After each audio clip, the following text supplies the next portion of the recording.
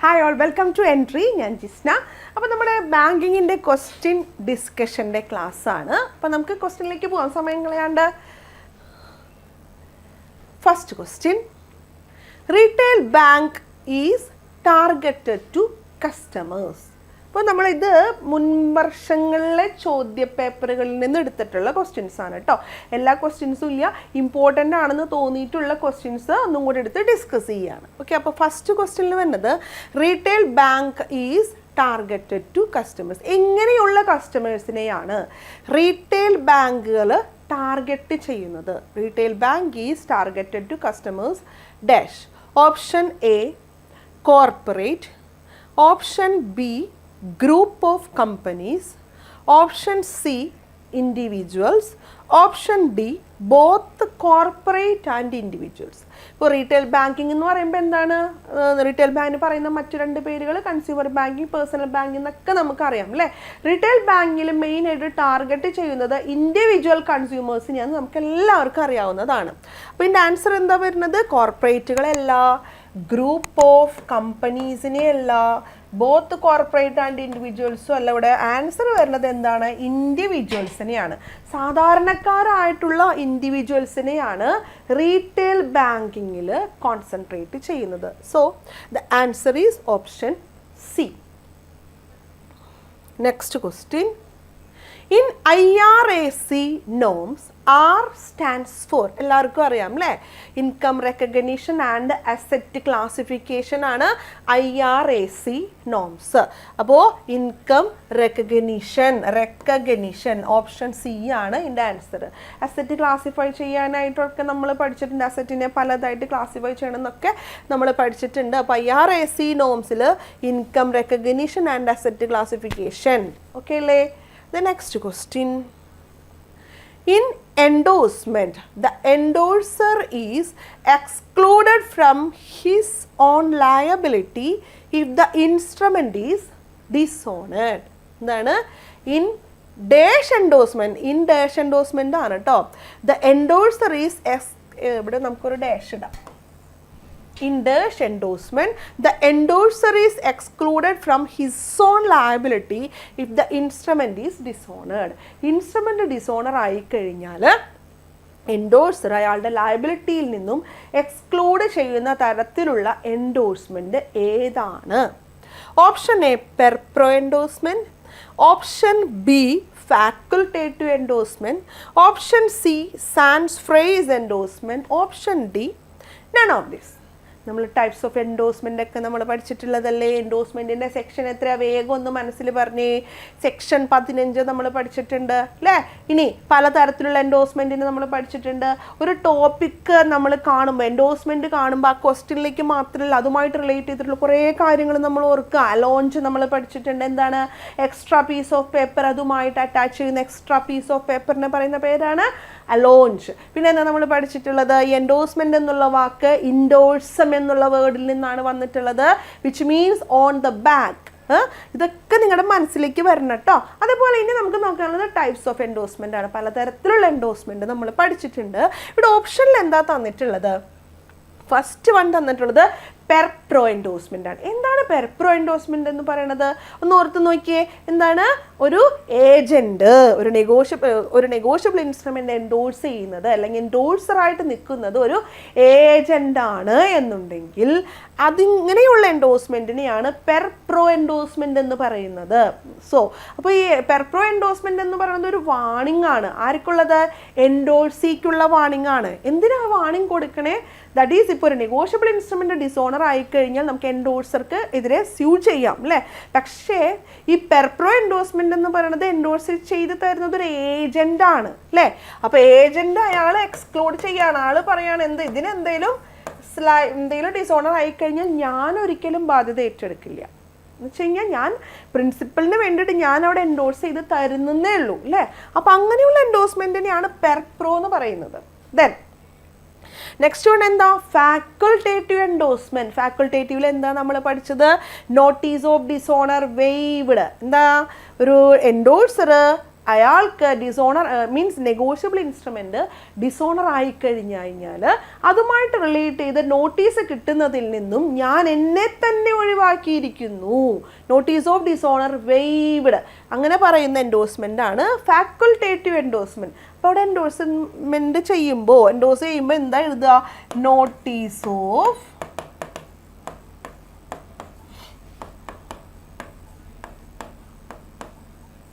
Dishonour waived, notice of dishonour waived എന്നാണ് എന്തിൽ എഴുതുക?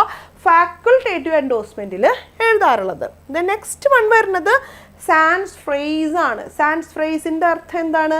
വിത്തൗട്ട് എക്സ്പെൻസ് എന്നാണ് അതിൻ്റെ അർത്ഥം അല്ലേ? ഇതുമായിട്ട് റിലേറ്റ് ചെയ്തിട്ടുള്ള യാതൊരു വിധത്തിലുള്ള എക്സ്പെൻസും വഹിക്കേണ്ടതില്ല എന്ന് പറയുന്നതാണ് സാൻസ് ഫ്രേസ് എൻഡോഴ്സ്മെൻറ്റ്. അപ്പോൾ ഇവിടെ ആൻസർ ഉണ്ടോ? ഇല്ല. നൺ ഓഫ് ദീസ് ആണ് എൻ്റെ ആൻസർ. ഇവിടെ എന്താ? ഹിസ് ഓൺ ലയബിലിറ്റിയിൽ നിന്നും ഞാൻ ഒഴിവാക്കിയിട്ടുണ്ട്. ഈ നെഗോഷ്യബിൾ ഇൻസ്ട്രുമെൻ്റ് ഡിസോണർ ആയിക്കഴിഞ്ഞാൽ ഇതുമായിട്ട് റിലേറ്റ് ചെയ്ത് എനിക്ക് യാതൊരു വിധത്തിലുള്ള ബാധ്യതയും ഉണ്ടായിരിക്കില്ല എന്ന് പറഞ്ഞുകൊണ്ട് എൻഡോഴ്സ് ചെയ്യുന്നതാണ്. എന്താണെന്നൊന്ന് ആലോചിച്ച് നോക്കിയേ. നമ്മൾ എന്തൊക്കെ പഠിച്ചിട്ടുണ്ട്?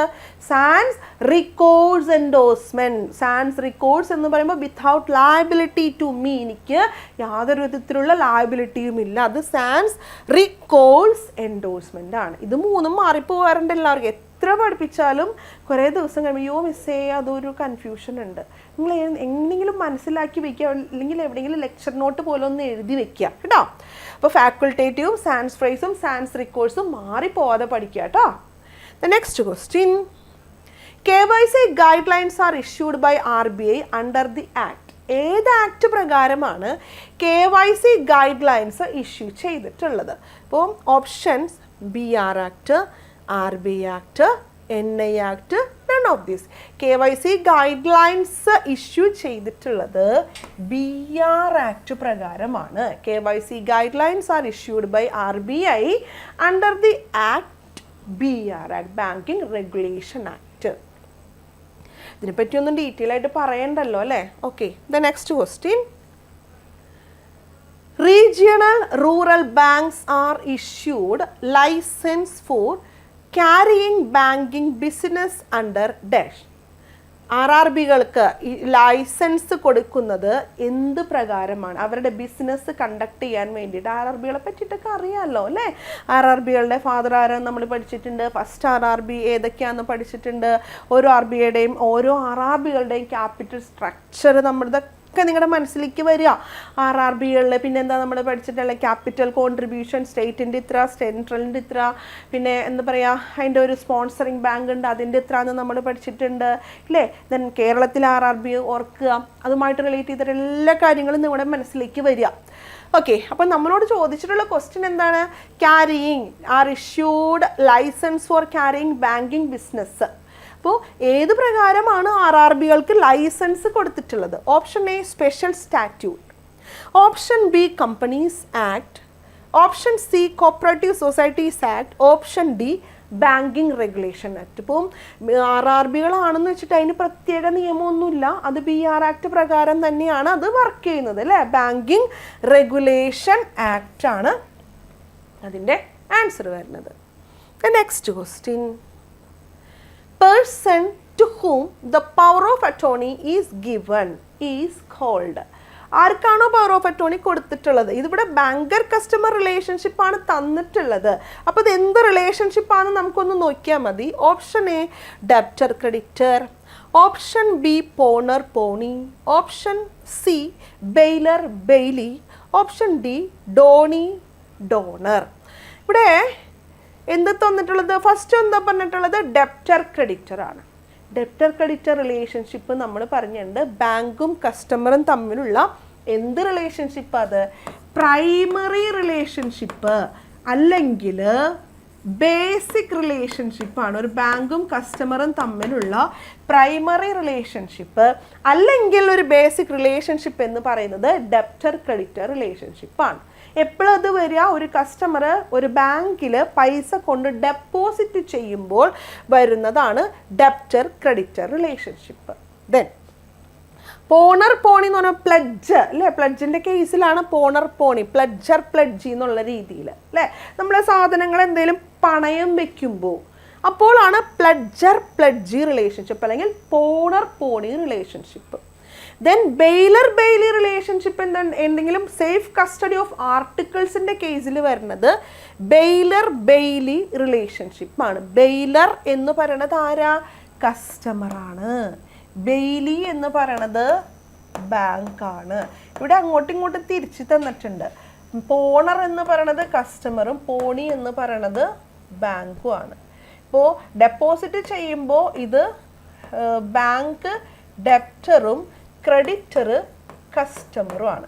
അപ്പോൾ ഡോണി എന്ന് പറയുമ്പോൾ എന്താണ്? പവർ ഓഫ് അറ്റോണി കിട്ടുന്ന ആളെ ഡോണി എന്നും പവർ ഓഫ് അറ്റോണി കൊടുക്കുന്ന ആള് ഡോണർ എന്നുമാണ് പറയുന്നത്. അപ്പോൾ ഇവിടെ എന്താ പറഞ്ഞിട്ടുള്ളത്? പവർ ഓഫ് അറ്റോണി കിട്ടുന്ന ആളെ നമ്മൾ ഡോണി എന്നാണ് വിളിക്കുന്നത് അല്ലേ.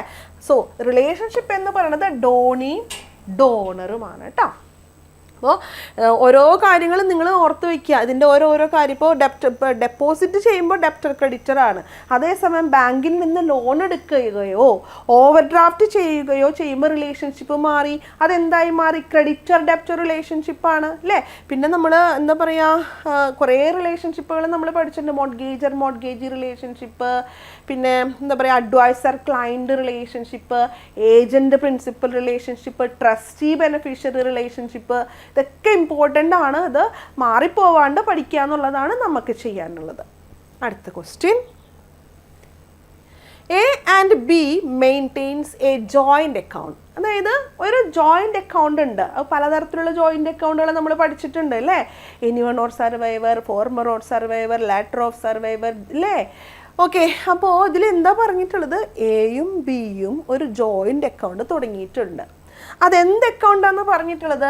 എഫ് ഓർ എസ് ആണ്. That is former or survivor. അപ്പോൾ അത് കേൾക്കുമ്പോൾ തന്നെ ഒന്ന് ആലോചിച്ച് നോക്ക്. ഫോർമർ ഓർ സർവൈവർ എന്ന് പറയുന്ന അക്കൗണ്ടിൻ്റെ ഫീച്ചേഴ്സ് വേഗം നിങ്ങളുടെ മനസ്സിലേക്ക് വരിക.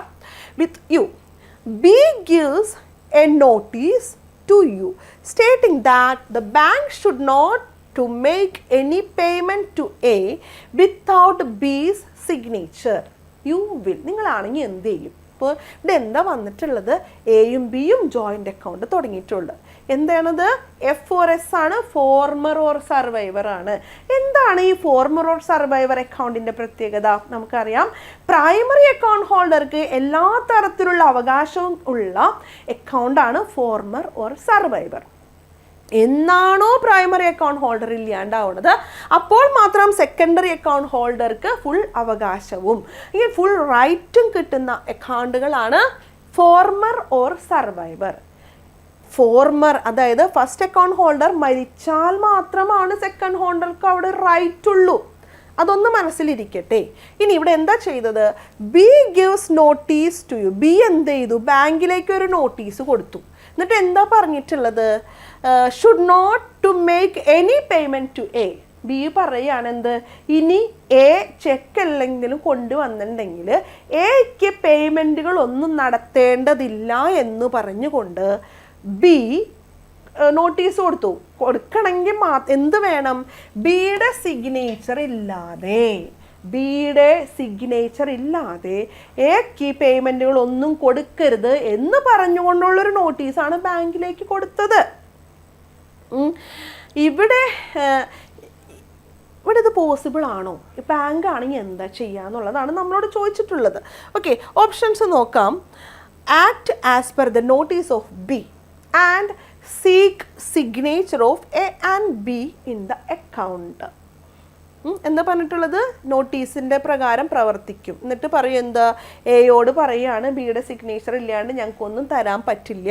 ബി എന്താണോ പറഞ്ഞിട്ടുള്ളത് അതേപോലെ അനുസരിക്കും എന്നുള്ളതാണ് എയിൽ പറഞ്ഞിട്ടുള്ളത്. രണ്ടാമത്തെ ഓപ്ഷനിൽ ignore the notice from B. ബിയിൽ നിന്ന് കിട്ടിയിട്ടുള്ള നോട്ടീസ് ഇഗ്നോർ ചെയ്യും.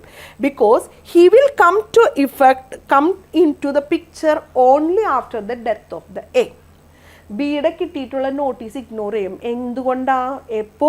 ഈ ബി എപ്പോൾ മാത്രമേ അവിടെ ഇമ്പോർട്ടൻ്റ് ആയിട്ട് വരുന്നുള്ളൂ അല്ലെങ്കിൽ ഇമ്പോർട്ടൻസ് വരുന്നുള്ളൂ? എ മരിച്ചാൽ മാത്രമാണ് ബിക്ക് അവിടെ അവകാശമുള്ളൂ. മൂന്നാമത്തെ advise B to get the court order. ബിയോട് എന്ത് പറയും? നിങ്ങൾ കോർട്ട് ഓർഡർ ആയിട്ട് വരാൻ പറയും. Option D ask A to convince B. അല്ലെങ്കിൽ അടുത്ത പറയണത് എയോട് പറയാണ് നിങ്ങൾ ബീനെ ഒന്ന് കൺവിൻസ് ചെയ്യുന്നു പറയും. ഇതിൻ്റെ ഒന്നും ആവശ്യമില്ല. ഇതിൻ്റെ ആൻസർ വരുന്നത് ബി ആണ്. ഒന്നും നോക്കാനില്ല. ഇത് എന്ത് അക്കൗണ്ടാ? Former or സർവൈവറിലാണ്. ഇവിടെ മൊത്തം അവകാശം ആർക്ക് മാത്രമേ ഉള്ളൂ? എക്കാണ്. ഇവിടെ ബിക്ക് ഒന്നും ചെയ്യാൻ പറ്റില്ല. ഇപ്പോൾ എൻ്റെ അക്കൗണ്ട് ജോയിൻ്റ് അക്കൗണ്ടാണ്, ബിയുടെ എൻ്റെ സൈൻ ഇല്ലാണ്ട് എക്ക് പൈസ കൊടുക്കരുതെന്ന് പറയാനായിട്ട് ബിക്ക് ഒരു അവകാശമില്ല.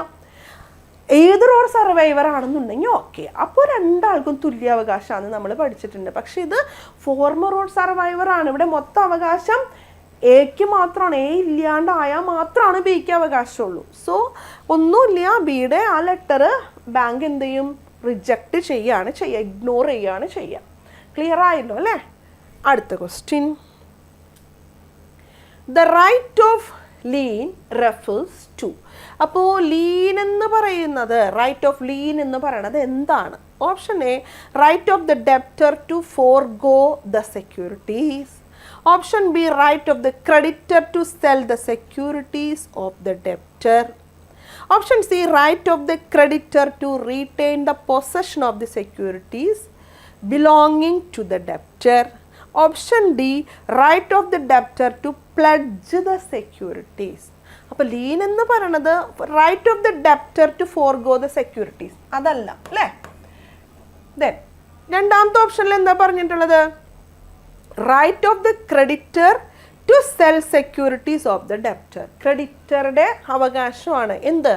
ഡെപ്റ്ററുടെ സെക്യൂരിറ്റീസ് വിൽക്കാനുള്ള അവകാശം അല്ലേ? അതുമല്ല, വിൽക്കാൻ പറ്റുമോ? ലീനിൽ നമ്മൾ എന്ത് പറഞ്ഞിട്ടുണ്ട്? റീറ്റെയിൻ ചെയ്യാനുള്ള അവകാശം മാത്രമേ ഉള്ളൂ. ഒരിക്കലും അത് വിൽക്കാനായിട്ടുള്ള അവകാശം ആർക്കില്ല? ക്രെഡിറ്റർക്കില്ല അല്ലേ? ഡ്യൂസ് ക്ലിയർ ചെയ്യുന്നത് വരെ ആ പ്രോപ്പർട്ടി റീറ്റെയിൻ ചെയ്യാം, പിടിച്ചു വെക്കാം, അത്ര മാത്രമല്ലേ പറ്റുള്ളൂ. The next one, right of the creditor to retain possession of the securities belonging to the debtor. ഇതല്ലേ ഇതിൻ്റെ ആൻസർ ആയിട്ട് വരണേ. The next one, right of the debtor to pledge the securities. ഡെപ്റ്ററുടെ അവകാശമാണെന്ന് എന്ത്? സെക്യൂരിറ്റീസ് പ്ലെഡ്ജ് ചെയ്യാമെന്ന്. ഇതൊന്നും അല്ല ഇതിൻ്റെ answer വരുന്നത്. ഓപ്ഷൻ സി ആണ് ഇതിൻ്റെ ആൻസർ വരുന്നത്. എന്ത്? Right of the creditor to retain the possession of the securities belonging to the debtor. Then ലീൻ്റെ സെക്ഷൻ അറിയാമല്ലോ അല്ലേ? ലീൻ രണ്ട് തരത്തിലുണ്ടെന്നൊക്കെ നമ്മളൊന്ന് ഓർത്ത് വയ്ക്കുക. ജനറൽ ലീൻ ഉണ്ട്, സ്പെഷ്യൽ ലീൻ ഉണ്ട്. ഇന്ത്യൻ കോൺട്രാക്ട് ആക്ടിൻ്റെ സെക്ഷൻ 171 ലീനിനെ പറ്റി പഠിച്ചിട്ടുള്ളതെന്നൊക്കെ നമുക്കറിയാം. പിന്നെ സ്പെഷ്യൽ ലീൻ പറയുന്ന മറ്റൊരു പേരാണ് പർട്ടിക്കുലർ ലീൻ എന്നൊക്കെ ഒന്ന് ഓർത്ത് വയ്ക്കുക കേട്ടോ, മനസ്സിൽ. ഓക്കെ അല്ലേ? അടുത്ത question. According to the Indian majority act 1875, every person domiciled in India, including a minor for whom a guardian for the person is appointed by a court, attains the age of majority on his or her completing the age of. ഇപ്പോൾ Indian majority act 1875 പ്രകാരം ഇന്ത്യയിൽ താമസിക്കുന്ന ആൾക്ക് ഒരു minor ആണെന്നുണ്ടെങ്കിൽ അയാളെ എന്നു മുതലാണ് ഒരു മേജറായിട്ട് കൺസിഡർ ചെയ്യുക? വലിച്ചു വാരി ക്വസ്റ്റ്യൻ തന്നിട്ടുണ്ട്. അതായത് അതായത് ഇതൊരു കാര്യം കൂടെ ഓർത്ത് വയ്ക്കുക.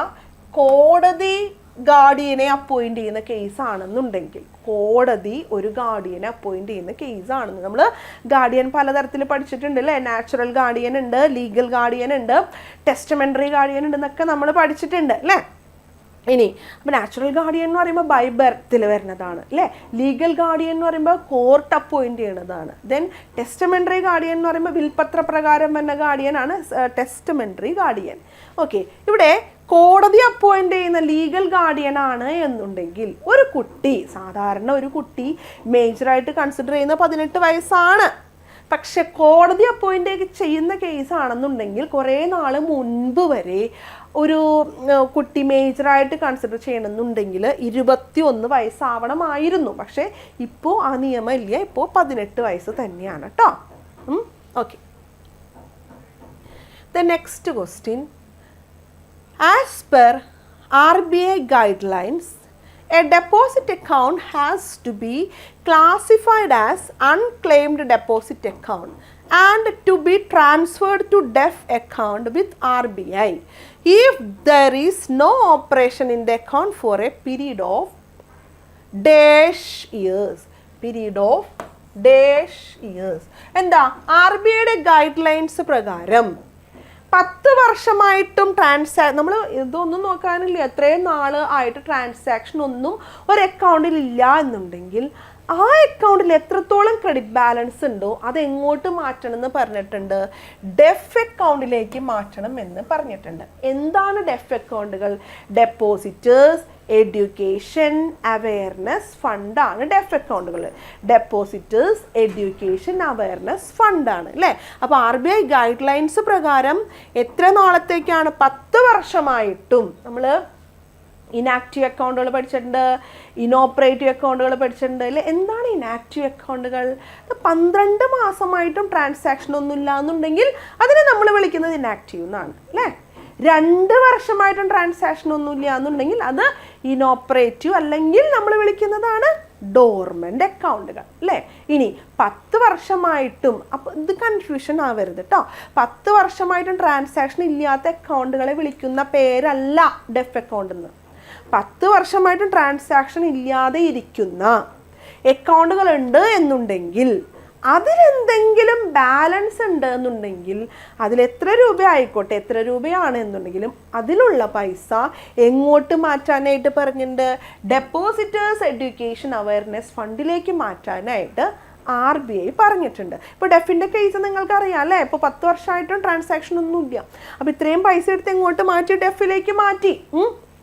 ഈ ഡെഫിൽ കിടക്കുന്ന പൈസയ്ക്ക് എത്ര നാളോടെ കിടക്കുന്നുണ്ടോ അതിനനുസരിച്ചിട്ടുള്ള ഇൻട്രസ്റ്റ് കിട്ടുന്നുണ്ട്. അത് RBI പറയുന്ന ഇൻട്രസ്റ്റ് റേറ്റ് ആയിരിക്കും പ്രൊവൈഡ് ചെയ്യുന്നുണ്ടാവുക. ഇപ്പോൾ സപ്പോസ് ഇപ്പോൾ ആ അക്കൗണ്ടിലേക്ക് മാറ്റിയെന്ന് വെച്ചിട്ട് കസ്റ്റമേഴ്സിന് ആ പൈസ കിട്ടാണ്ടിരിക്കണില്ല. ഇപ്പോൾ അവിടെ ചിലപ്പോൾ ആ അക്കൗണ്ടിൽ പൈസ ഉള്ള കാര്യം കസ്റ്റമർ അറിഞ്ഞിട്ടുണ്ടായിരുന്നുണ്ടാവില്ല, പിന്നീടാണത് അറിഞ്ഞത്. പേടിക്കാനില്ല, കസ്റ്റമറിന് വേണമെന്നുണ്ടെങ്കിൽ ഈ ഡെഫ് അക്കൗണ്ടിൽ നിന്നും പൈസ റിഡീം തിരിച്ചെടുക്കാവുന്നതാണ്. അതിന് വേണ്ടിയിട്ട് RBIയുടെ പെർമിഷനോ അല്ലാന്നുണ്ടെങ്കിൽ ആ അക്കൗണ്ട് ഉള്ള ബാങ്കിൻ്റെ പെർമിഷനോ ഒന്നും ആവശ്യമില്ല. അതിനുമായിട്ട് റിലേറ്റ് ചെയ്തിട്ടുള്ള ഒരു പർട്ടിക്കുലർ സൈറ്റ് ഉണ്ട്. അതിൽ കയറി കഴിഞ്ഞാൽ കസ്റ്റമറിന് സ്വന്തം ഇഷ്ടപ്രകാരം ആ പൈസ തിരിച്ചെടുക്കാവുന്നതാണ് വിത്ത് ഇൻട്രസ്റ്റ് കേട്ടോ. ഓക്കെ, ഒരു കാര്യം കൂടെ മിസ് പറഞ്ഞോട്ടെ. ഇപ്പോൾ നമ്മുടെ എൻട്രിയിൽ നമ്മുടെ CSEBയുടെ ഗോൾഡ് ബാച്ചിൻ്റെ 61ാമത്തെ ഗോൾഡ് ബാച്ച് ഇപ്പോൾ റണ്ണിങ് ആണ്. ഇപ്പോൾ ക്ലോസ് ചെയ്യാനായിട്ട് കുറച്ച് ദിവസങ്ങളും കൂടെ ബാക്കിയുള്ളൂ. അപ്പം നമ്മുടെ എൻട്രിയുടെ കോഴ്സിൽ ജോയിൻ ചെയ്യാൻ താല്പര്യമുള്ളവരുണ്ടെന്നുണ്ടെങ്കിൽ പെട്ടെന്ന് തന്നെ ക്ലാസ്സിൽ ജോയിൻ ചെയ്യാം കേട്ടോ. അപ്പോൾ ഗോൾഡ് ബാച്ചിൻ്റെ പ്രത്യേകത മിസ് ഒന്ന് പറഞ്ഞു തരാം. നിങ്ങൾക്ക് ഏറ്റവും ഇമ്പോർട്ടൻ്റ് ആയിട്ട് വേണ്ടത്, ഇപ്പോൾ ആദ്യമായിട്ട് കോഴ്സൊക്കെ പഠിക്കുന്ന കുട്ടികളാണെന്നുണ്ടെങ്കിൽ എന്ത് പഠിക്കണം, എങ്ങനെ പഠിക്കണം എന്നുള്ളൊരു കൺഫ്യൂഷൻ ഉണ്ടായിരിക്കും. ഓക്കെ, സിലബസ് ഒക്കെ നിങ്ങൾക്ക് കിട്ടി, അല്ലെങ്കിൽ അതിൻ്റെ സ്റ്റഡി മെറ്റീരിയൽസ് എല്ലാം കിട്ടി, പക്ഷെ ആ ഒരു എങ്ങനെയാണ് പഠിക്കേണ്ടത്, ആ ഒരു തുടക്കം എങ്ങനെയാണെന്നൊക്കെ നിങ്ങൾക്കൊരു കൺഫ്യൂഷൻ ഉണ്ടാവും. അപ്പോൾ അതിനൊക്കെ നിങ്ങൾക്ക് ഇതിനെല്ലാം സപ്പോർട്ട് ചെയ്യാനായിട്ടൊരു മെൻറ്റർ ഉണ്ട് എന്നുള്ളതാണ് ഏറ്റവും വലിയ പ്രത്യേകത. അതേപോലെ സിലബസ് ഇപ്പോൾ ഏറ്റവും ലേറ്റസ്റ്റ് ആയിട്ട് നമ്മുടെ സിലബസ് ഒന്ന് റിവൈസ് ചെയ്തിട്ടുണ്ട് അല്ലേ. അപ്പോൾ ആ റിവൈസ്ഡ് സിലബസ് പ്രകാരമുള്ള എല്ലാ ടോപ്പിക്കിൻ്റെയും റെക്കോർഡ് നമ്മുടെ ആപ്പിൽ അവൈലബിൾ ആണ്. എന്തൊക്കെ റിവിഷൻ വന്നിട്ടുണ്ടോ അതെല്ലാം നമ്മൾ ചേഞ്ച് ആക്കിയിട്ട് ആപ്പിൽ അവിടെ കൊടുത്തിട്ടുണ്ട്. അതേപോലെ ഇപ്പോൾ നിങ്ങളുടെ ആപ്പിൽ ക്ലാസ് കണ്ട് എന്തെങ്കിലും ഡൗട്ട് ഉണ്ടെന്നുണ്ടെങ്കിൽ നിങ്ങൾക്ക് ക്ലിയർ ചെയ്യാനായിട്ട് എല്ലാ ദിവസവും നമുക്ക് ലൈവ് സെഷൻസ് ഇവിടെ അവൈലബിൾ ആണ്. അപ്പോൾ ടോപ്പിക്ക് നിങ്ങൾക്ക് പഠിച്ചിട്ട് എന്തെങ്കിലും കൺഫ്യൂഷൻ ഉണ്ടെന്നുണ്ടെങ്കിൽ ആ കൺസേൺഡ് ഫാക്കൽറ്റിയുമായിട്ട് ഡിസ്കസ് ചെയ്ത് നിങ്ങൾക്ക് നിങ്ങളുടെ ഡൗട്ട് ക്ലിയർ ചെയ്യാവുന്നതാണ്. ഓക്കെ, അതേപോലെ മറ്റൊന്നെന്ന് പറയുമ്പോൾ നമ്മൾ സ്റ്റഡി മെറ്റീരിയൽസ് ഇതുമായിട്ട് റിലേറ്റ് ചെയ്തിട്ടുള്ള പ്രീവിയസ് ഇയർ ക്വസ്റ്റ്യൻസ്, അതേപോലെ മോക്ക് ടെസ്റ്റുകൾ, ഇതെല്ലാം നമ്മൾക്ക് ഇവിടെ അവൈലബിൾ ആണ്. നിങ്ങൾക്ക് ഫ്രീ ആയിട്ട് ഇരിക്കുമ്പോൾ ഇഷ്ടംപോലെ മോക്ക് ടെസ്റ്റുകൾ നമ്മുടെ ആപ്പിൽ അവൈലബിൾ ആണ് കേട്ടോ. അപ്പോൾ എല്ലാവരും ഇതൊന്ന് നോക്കുക. ജോയിൻ ചെയ്യാൻ താല്പര്യമുള്ളവർ താഴെ കാണുന്ന സ്ക്രോളിൽ കാണുന്ന നമ്പറിൽ പെട്ടെന്ന് വിളിച്ച് കോൺടാക്ട് ചെയ്യുക. ഈ ബാച്ച്, ഈ 61ാമത്തെ ബാച്ച് പെട്ടെന്ന് തന്നെ ക്ലോസ് ചെയ്യുന്നതാണ്. അപ്പോൾ പെട്ടെന്ന് എല്ലാവരും ജോയിൻ ചെയ്യണേ. ഓക്കെ, നമുക്ക് അടുത്ത ക്വസ്റ്റ്യനിലേക്ക് പോവാം. Okay, if land and building is accepted as a security, which type of charge is created? ഇപ്പോൾ ലാൻഡ് ആൻഡ് ബിൽഡിങ് സെക്യൂരിറ്റി ആയിട്ട് ആക്സെപ്റ്റ് ചെയ്യുകയാണെന്നുണ്ടെങ്കിൽ എന്ത് തരത്തിലുള്ള ചാർജാണ് അവിടെ ക്രിയേറ്റ് ചെയ്യുന്നത്? Option A assignment, option B pledge, option C mortgage, option D hypothecation. ഇപ്പം ഇവിടെ എന്താ പറഞ്ഞിട്ടുള്ളത്? ലാൻഡ് ആൻഡ് ബിൽഡിംഗ് ആണ് അല്ലേ? ലാൻഡ് ആൻഡ് ബിൽഡിംഗ് എന്ന് പറയുമ്പോൾ ഒന്നും നോക്കാനില്ല, എന്താണ്? മോർഗേജ് ആണ്. ഇമ്മൂവബിൾ പ്രോപ്പർട്ടീസിന്മേൽ ചാർജ് ക്രിയേറ്റ് ചെയ്യുന്നതിനെയാണ് എന്ത് വിളിക്കണേ? മോർഗേജ് എന്ന് വിളിക്കുന്നത് അല്ലേ? അസൈൻമെൻറ്റ് എന്ന് പറയുമ്പോൾ എന്താണ്? ഒരാളുടെ കയ്യിൽ ഇപ്പോൾ ഉള്ളതോ അല്ലെങ്കിൽ ഫ്യൂച്ചറിൽ അയാൾക്ക് ലഭിക്കാൻ പോകുന്നതോ ആയിട്ടുള്ള അവകാശങ്ങൾ അല്ലേ? ഇപ്പോൾ ഇൻഷുറൻസ് ബോണ്ടുകൾ, അതേപോലെ വിൽപത്രങ്ങൾ, അങ്ങനെയുള്ള സംഭവങ്ങളെല്ലാം മറ്റൊരാൾക്ക് ഏൽപ്പിച്ചു കൊടുക്കുന്നതിനെയാണ് അസൈൻമെൻറ്റ് എന്ന് വിളിക്കുന്നത്. അതൊരു ചാർജാണ്. പിന്നെ ഫിക്സഡ് ഡെപ്പോസിറ്റ് റെസിപ്റ്റ്, ഇതെല്ലാം നമ്മൾ കൈമാറാറില്ലേ? അതിന്മേൽ ചാർജ് ക്രിയേറ്റ് ചെയ്യാം. പ്ലെഡ്ജ് എന്ന് പറയുമ്പോൾ മൂവബിൾ ഗുഡ്സ് അല്ലേ? അതിന്മേലാണ്, അങ്ങനെ ചെയ്യുന്നതിനെയാണ് പ്ലെഡ്ജ് എന്ന് പറയുന്നത്. ഹൈപ്പോത്തക്കേഷൻ എന്താണ്? മൂവബിൾ തന്നെയാണ്, പക്ഷേ വെഹിക്കിളിന്മേലാണ് ചാർജ് ക്രിയേറ്റ് ചെയ്യുന്നത്. ഇവിടെ നിങ്ങൾ നോക്കാനുള്ളത്, ഇവിടെ നിന്ന് സാധാരണ ക്വസ്റ്റ്യൻ വരുന്നത് എങ്ങനെയാണെന്നോ, ഇവിടെ പൊസഷൻ ആരുടെ കയ്യിലായിരിക്കും? ഓണർഷിപ്പ് ആരുടെ കയ്യിലായിരിക്കും? അങ്ങനെ പിന്നെ അതുപോലെ തന്നെ അത് എവിടെയാണ് ഡിഫൈൻ ചെയ്തിട്ടുള്ളത്? പിന്നെ മോർഗേജ് എന്ന് പറയുമ്പോൾ നമ്മൾ പലതരത്തിലുള്ള മോർഗേജുകളെ പറ്റിയിട്ടൊക്കെ പഠിച്ചിട്ടുണ്ട്. അവിടെയാണ് നിങ്ങൾക്ക് കൺഫ്യൂഷൻ വരിക. ഇപ്പോൾ അവിടെ പൊസഷൻ എവിടെയാണ്, ഓണർഷിപ്പ് ആരുടെ കയ്യിലാണെന്നൊക്കെ കൺഫ്യൂഷൻ വരും. ഇതെല്ലാം നിങ്ങൾ ഡീറ്റെയിൽ ആയിട്ട് പഠിക്കണം കേട്ടോ. അടുത്ത ക്വസ്റ്റ്യൻ.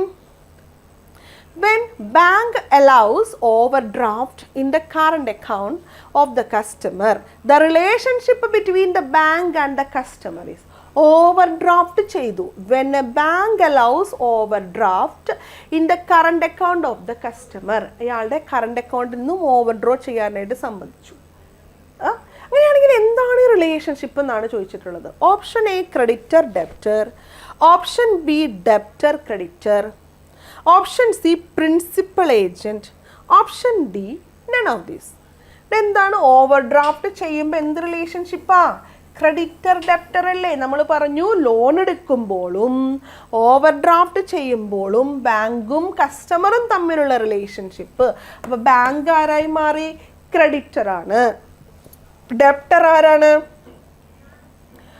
കസ്റ്റമർ അല്ലേ? ബാങ്കിൽ നിന്ന് ലോൺ എടുക്കുക എന്ന് പറയുമ്പോൾ എന്തുദ്ദേശിച്ചത്? അല്ലെങ്കിൽ ഓവർ ഡ്രാഫ്റ്റ് ചെയ്യാന്ന് പറയുമ്പോൾ എന്താണ്? അക്കൗണ്ടിൽ ഉള്ളതിനേക്കാൾ കൂടുതൽ വിഡ്രോ ചെയ്യുന്നതിനെയാണ് ഓവർ ഡ്രാഫ്റ്റ് എന്ന് വിളിക്കുന്നത്. It's A type of loan അല്ലെങ്കിൽ അഡ്വാൻസ് അല്ലേ? അപ്പോൾ ഇതെന്ന് പറയണത് എന്താ? ബാങ്കിൽ നിന്ന് കടം എടുക്കുകയാണ് അല്ലേ? ബാങ്ക് നമുക്ക് കടം തന്നു. അപ്പോൾ bank becomes creditor and customer becomes debtor. Debtor creditor എപ്പോഴാണ് വരുന്നത്? നമ്മൾ ബാങ്കിൽ പൈസ ഡെപ്പോസിറ്റ് ചെയ്യുമ്പോൾ ഡെപ്റ്റർ ക്രെഡിറ്റർ റിലേഷൻഷിപ്പാണ്.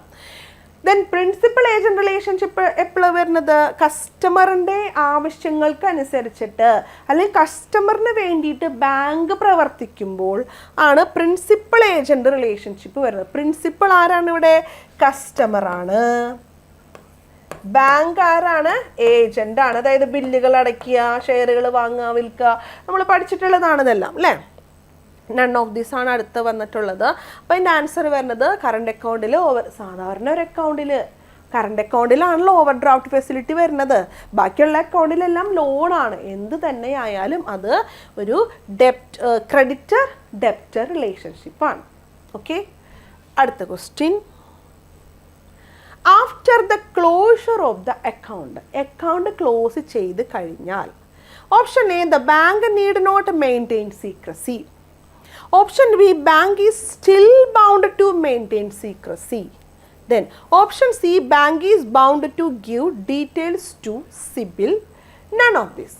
ഇപ്പോൾ അക്കൗണ്ട് ക്ലോസ് ചെയ്ത് കഴിഞ്ഞാലും bank is still bound to maintain secrecy. ഒരാൾ അക്കൗണ്ട് ക്ലോസ് ചെയ്തു കഴിഞ്ഞു എന്ന് വെച്ചിട്ട് അയാളുടെ അക്കൗണ്ട് ഡീറ്റെയിൽസ് ഒന്നും മറ്റൊരാൾക്ക് പറഞ്ഞു കൊടുക്കാനായിട്ട് പാടില്ല. Still bound to maintain secrecy. Secrets maintain ചെയ്യുക എന്നുള്ളത് ബാങ്കിൻ്റെ ഉത്തരവാദിത്വം തന്നെയാണ് കേട്ടോ. Next question. Bankers general lien provides for the right of. Bankers general lien എന്തിനുള്ള അവകാശം കൊടുക്കുന്നുണ്ട്? നമ്മൾ ലീൻ രണ്ട് തരത്തിൽ പഠിച്ചിട്ടുണ്ട് അല്ലേ? എന്തൊക്കെയാണ്? ജനറൽ ലീൻ ഉണ്ട്, സ്പെഷ്യൽ ലീൻ ഉണ്ട്. നമുക്ക് ഓപ്ഷൻ ഒന്ന് നോക്കാം.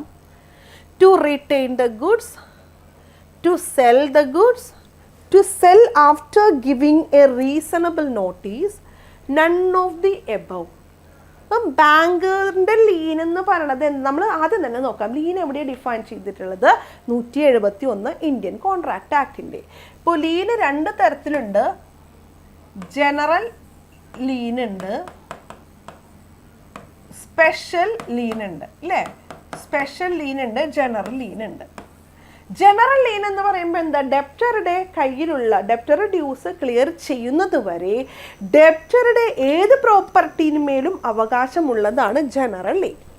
സ്പെഷ്യൽ ലീൻ എന്ന് പറയുമ്പോൾ ഒരു പർട്ടിക്കുലർ പ്രോപ്പർട്ടിന്മേൽ അല്ലെങ്കിൽ ഒരു പർട്ടിക്കുലർ പ്രൊഡക്റ്റിന്മേൽ മാത്രം അവകാശമുള്ളതാണ് സ്പെഷ്യൽ ലീൻ. നമ്മൾ മറ്റൊരു കാര്യം പഠിച്ചിട്ടുണ്ട്. ബാങ്കേഴ്സ് ലീൻ എന്ന് പറയുന്നത് എന്താണ്?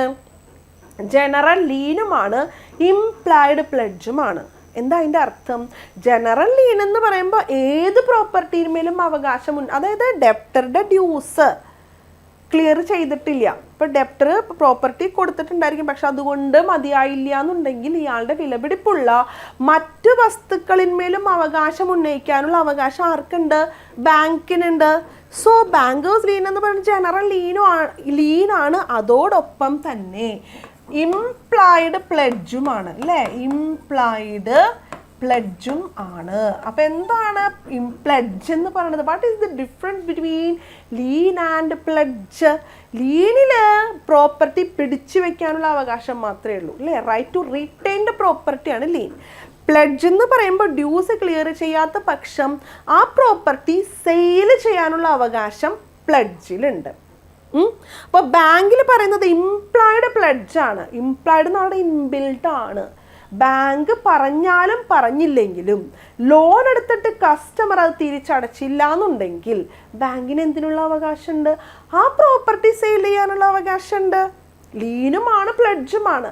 ഇംപ്ലൈഡ് പ്ലെഡ്ജാന്ന് മാത്രം, അവിടെ തുറന്ന് പറയണില്ല എന്ന് മാത്രം, അത്രേ ഉള്ളൂ. ഓക്കെ. അപ്പോൾ ടു റീറ്റെയിൻ ദ ഗുഡ്സ് അത് കറക്റ്റാണ് അല്ലേ? ടു സെൽ ദ ഗുഡ്സ് അതും ഓക്കെയാണ്. പക്ഷേ ഇവിടെ എന്താ പറഞ്ഞിട്ടുള്ളത്? To sell after giving a reasonable notice. ഓടിപ്പോയി വിൽക്കാൻ പറ്റില്ല. ബാങ്കിന് എന്ത് ചെയ്യാം? ഈ ജനറൽ ലീന് പ്രകാരം ബാങ്കിന് പ്രോപ്പർട്ടി വിൽക്കാം. എങ്ങനെ? ഒരു പ്രോപ്പർ നോട്ടീസ്, നിങ്ങൾ ഇത്ര ദിവസത്തിനുള്ളിൽ ഡ്യൂസ് ക്ലിയർ ചെയ്തില്ല എന്നുണ്ടെങ്കിൽ ഞങ്ങളത് വിൽക്കുന്നതായിരിക്കും എന്നുള്ള ഒരു നോട്ടീസ് അയച്ചുകൊണ്ട് എന്ത് ചെയ്യാം? ബാങ്കിന് അത് ചെയ്യാം. Okay. Next one, mister A who is a defaulter in a loan account is having the following accounts with you, in which account the right of set off can be exercised. അപ്പോൾ set of ചെയ്യുന്നത് ഏത് അക്കൗണ്ടിലാണെന്ന് എക്ക് ഇവിടെ മുഴുവൻ നോക്കാം. Mister A who is A defaulter, അയാൾ loan എടുത്തിട്ട് തിരിച്ചടച്ചിട്ടില്ല. എന്നിട്ട് അയാൾ എന്ത് ചെയ്തു? ഇയാളുടെ ഇത്രയും അക്കൗണ്ടുകൾ ബാങ്കിലുണ്ട്. ഇതിൽ ഈ താഴെ തന്നിട്ടുള്ളതിൽ ഏതിലാണ് സെറ്റ് ഓഫ് ചെയ്യാൻ പറ്റുന്നത്? എന്താ സെറ്റ് ഓഫ് എന്ന് പറയണത്? നമ്മൾ റൈറ്റ് ഓഫ് സെറ്റ് ഓഫ് നമ്മൾ പഠിച്ചിട്ടുണ്ട് അല്ലേ? എന്താ സെറ്റ് ഓഫ് എന്ന് പറയണത്? ഒരു ആളുടെ ഡെബിറ്റ് ബാലൻസ് ഉള്ള അക്കൗണ്ടിലേക്ക് ക്രെഡിറ്റ് ബാലൻസ് ഉള്ള അക്കൗണ്ടിൽ നിന്നും പൈസ തട്ടിക്കിഴിക്കുക അല്ലേ?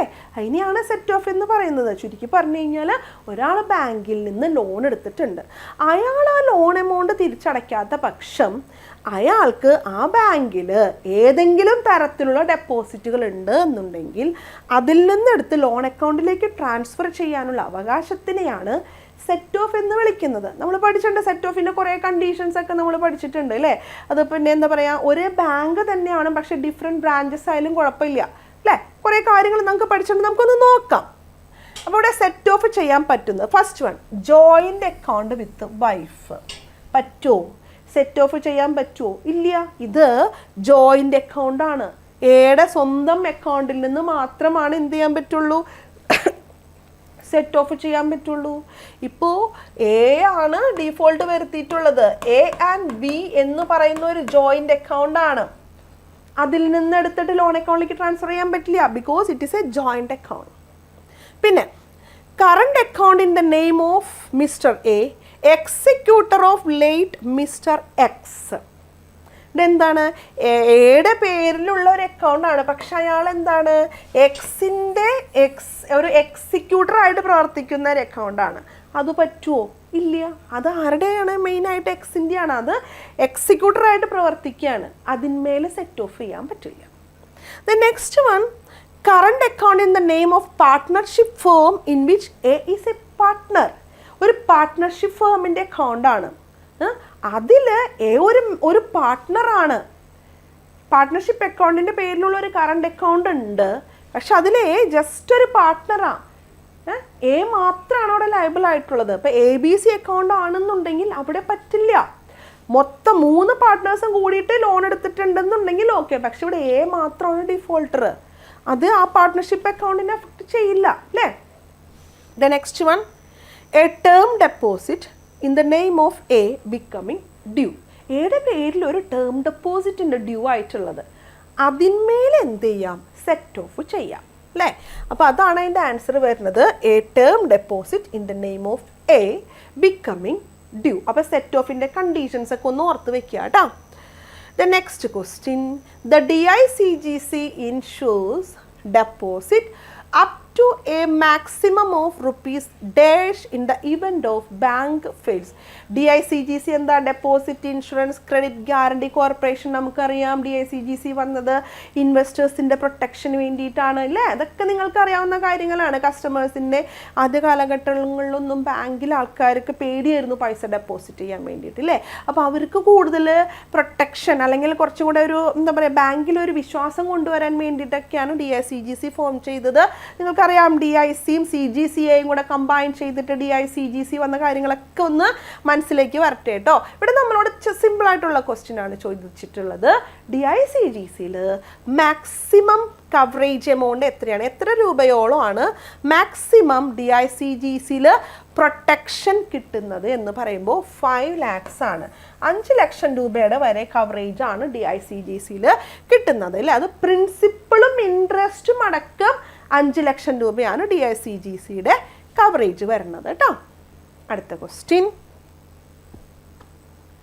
Dash is the standard Indian bank nomination form used for the bank deposits and other accounts. ഇത് നമ്മൾ പഠിച്ചിട്ടുണ്ട് നോമിനേഷൻ്റെ കേസിൽ. Dash is the standard Indian bank nomination form. Nomination ഫോമുകൾ DA1, DA2, DA3, DO4 options ഇതാണ്. നമ്മളൊരു ടേബിൾ ഉണ്ടാക്കി പഠിച്ചത് ഓർമ്മയുണ്ട് നോമിനേഷൻ്റെ ക്ലാസ്സിൽ. നമ്മൾ ഡെപ്പോസിറ്റിൻ്റെ കേസ് പഠിച്ചു, safe custody of articles, safe deposit അല്ലേ, സേഫ് കസ്റ്റഡി ഓഫ് ആർട്ടിക്കിൾസ് പഠിച്ചിട്ടുണ്ട്. ലോക്കറിൻ്റെ കേസ് നമ്മളിങ്ങനെ ഒരു ടേബിൾ പഠിച്ചത് ഓർമ്മയുണ്ടോ. നോമിനേഷൻ കൊടുക്കുന്ന ഫോം DA1, ക്യാൻസലേഷൻ്റെ DA2, ചേഞ്ച് വരുന്നത് DA3, ഇങ്ങനെ പഠിച്ചത് ഓർമ്മയില്ലേ. പിന്നെ സേഫ് കസ്റ്റഡി ഓഫ് ആർട്ടിക്കിൾസ് ആണെങ്കിൽ SD1, SD2, SD3 എന്ന് പഠിച്ചിട്ടുണ്ട്. ദെൻ ഇവിടെ SL1, 2, 3 അങ്ങനെ ഒരു ടേബിൾ ഉണ്ടാക്കി പഠിച്ചത് ഓർമ്മയുണ്ടാവുമല്ലോ. അപ്പോൾ ഇവിടെ നമ്മളോട് എന്താ പറഞ്ഞിട്ടുള്ളത്, ഡെപ്പോസിറ്റ് സ്വീകരിക്കുന്നതാണ് standard Indian bank nomination used for the banks to deposit and other accounts. അതാണെങ്കിൽ DA1 ആണ് form DA1. Next question. The Monetary Policy Committee in India was constituted in. ഇന്ത്യയിൽ മോണിറ്ററി പോളിസി കമ്മിറ്റി ഫോം ചെയ്തത് എന്നാണ്? Options 2006, option B 2016, option C 2015, option D 2019.